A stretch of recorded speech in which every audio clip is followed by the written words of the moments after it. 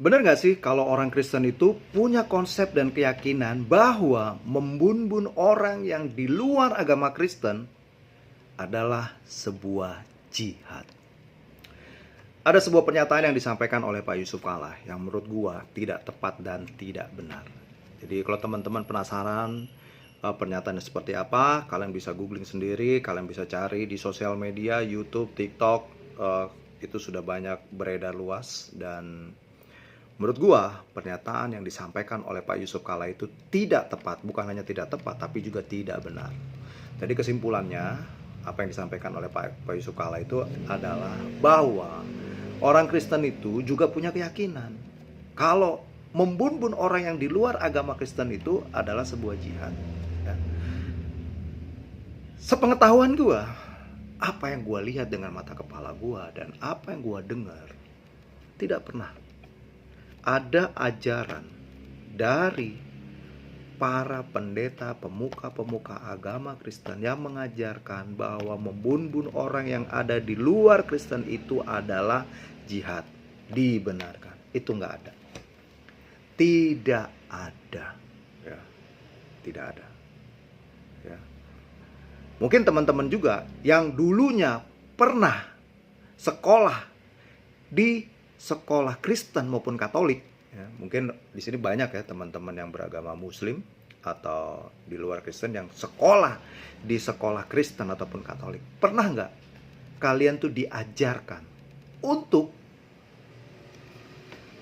membunuh orang di luar agama Kristen? Nggak usah diajarkan untuk membunuh deh. Diajarkan untuk apa? Untuk membenci. Ada nggak? Gue rasa nggak ada. Tidak pernah ada ceritanya tuh orang Kristen maupun Katolik itu mengajarkan anak-anaknya, dari anak-anaknya apa, untuk membenci agama orang lain. Itu nggak ada. Kenapa?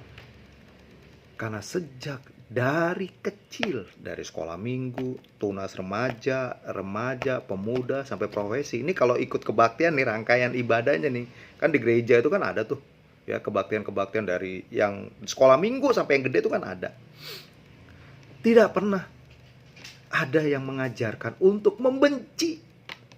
Nih, membenci aja nggak ada, apalagi membunuh itu kagak ada. Nggak ada itu konsepnya. Kalau kita membunuh orang yang di luar agama Kristen itu adalah jihad. No, nggak ada. Bahkan semua anak-anak Kristen maupun Katolik, ya, semua anak-anak Kristen maupun Katolik itu diajarkan lagunya tentang mengasihi. Masih ingat nggak? Lagu itu seperti gini. Tuhan cinta segala bangsa di dunia. Ya. Itu jelas-jelas tuh. Tuhan itu mencintai segala bangsa. Apalagi itu kuning, hitam, putih, merah. Semua dicinta Tuhan. Tuhan cinta segala bangsa di dunia. Masih ingat lagu itu? Lagu itu tertanam, guys. Lagu itu tertanam, ngelotok di ingatan semua orang Kristen. Bahwa kita harus mencintai segala bangsa. Gak ada tuh. Jangankan ngajarin ngebun-bun. Gak ada yang ngajarin untuk apa? Oh, jangan berteman dengan orang yang di luar agama Kristen. Jangan berteman. Jangan. Tapi gimana? Justru diajarkan untuk menjadi berkat. Diajarkan untuk menjadi berkat. Nah, biar ini tidak sekedar menjadi omon-omon, bener nggak sih apa yang gue katain? Apa yang gue bilang? Menurut gue kita kembali kepada apa yang diajarkan oleh Tuhan Yesus dan juga apa yang dikatakan oleh Alkitab sebagai firman Allah yang menjadi panduan pegangan hidup atau guideline bagi seluruh pengikut Tuhan Yesus. Ya, teman-teman bisa lihat di Matius 5 ayat 44 itu bicara tentang perintah untuk mengasihi musuh dan mendoakan musuh. Gak ada, guys. Gak ada. Gak ada tuh perintah yang mengatakan bun-bunlah musuhmu. Bun-bunlah ya, orang yang menganiaya kamu. Kagak. Justru apa? Diajarkan untuk apa? Untuk mengasihi, bahkan mendoakan musuhmu. Musuh aja kita harus kasihi, doakan. Supaya apa? Didoain supaya dia berhenti memusuhi kita. Supaya apa? Makanya kita tuh suka diajarin untuk berdoa. Di gereja maupun di rumah tuh selalu diajarkan apa? Untuk ayo doakan. Doakan musuhmu. Nah, musuh aja didoain, apalagi teman dan sahabat pasti akan didoain.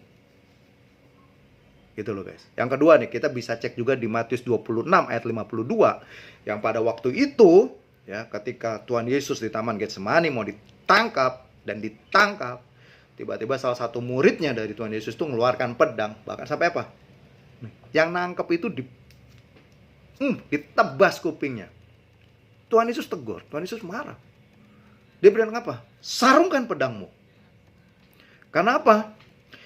Karena orang yang menggunakan pedang akan binasa oleh pedang. Nanti teman-teman boleh cek sendiri di Matius 26 ayat 52. Bukan hanya untuk menyarungkan pedang, bahkan Tuhan Yesus itu apa? Ini kan kupingnya udah putus nih, ya. Yang nangkap Tuhan Yesus itu kupingnya udah putus, ditebas sama pedang. Diambil kupingnya, ditempelin lagi. Mujizat terjadi. Lu kebayang gak? Sebenarnya kalau kuping aja yang udah putus bisa tempel, artinya apa? Tuhan Yesus bisa membebaskan diri dari semua kepungan tangkapan orang-orang itu. Tapi dia tidak mau melakukan. Karena apa? Dia mau mengenapi firman Tuhan. Ya. Jadi nggak ada. Yang ketiga, teman-teman juga bisa lihat di Lukas 23 ayat 34. Ini Tuhan Yesus sendiri loh ngomong ketika di atas kayu salib. Dia ngomong apa?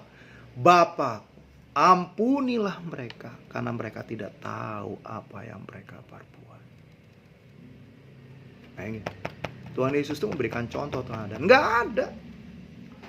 Jadi tidak pernah ada sebuah konsep berpikir yang ditanamkan di dalam pemikiran orang-orang Kristen maupun Katolik bahwa membunuh orang yang di luar agama Kristen itu adalah jihad. No. Jangan sampai teman-teman ini, pernyataan yang disampaikan oleh Pak Yusuf Kala ini bisa salah arti nih buat teman-teman yang beragama Kristen maupun Katolik yang nggak pernah ke gereja, nggak pernah baca Alkitab. Akhirnya mikirnya apa? Oh iya ya, ternyata orang Kristen tuh juga konsepnya sama ya. Boleh ya membunuh orang yang ada di luar agama Kristen maupun Katolik itu sebagai bentuk jihad. Ini jangan sampai tuh ada konsep seperti itu. Karena apa? Karena itu bukan konsep yang datangnya dari Tuhan. Konsep yang dari Tuhan adalah mengasihi sesama manusia. Nggak peduli apapun agamanya, apapun sukunya, nggak peduli. Konsep dari Tuhan apa? Membalas kejahatan dengan kebaikan. Itu konsep dari Tuhan. Konsep Tuhan itu apa?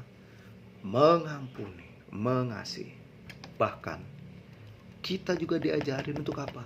Berdoa untuk bangsa dan negara kita. Membenci bangsa dan negara aja nggak boleh, apalagi membenci manusia sampai membunuh, tidak boleh. Jadi teman-teman gue semua, perlu ditanamkan,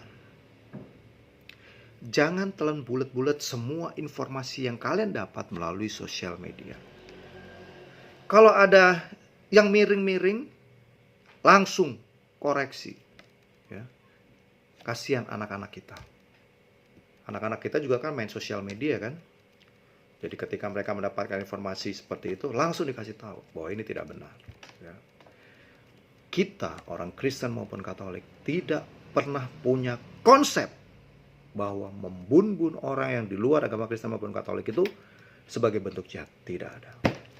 Kalau kalian setuju dengan apa yang gue sampaikan, silakan kasih komen, like, dan share. Biar makin banyak orang yang diberkati melalui konten ini. Jangan lupa yang belum subscribe dan follow. Subscribe dan follow. Gak bosan-bosan, gue selalu mengajak kita semua untuk jadikan hidup kita bermakna. God bless you.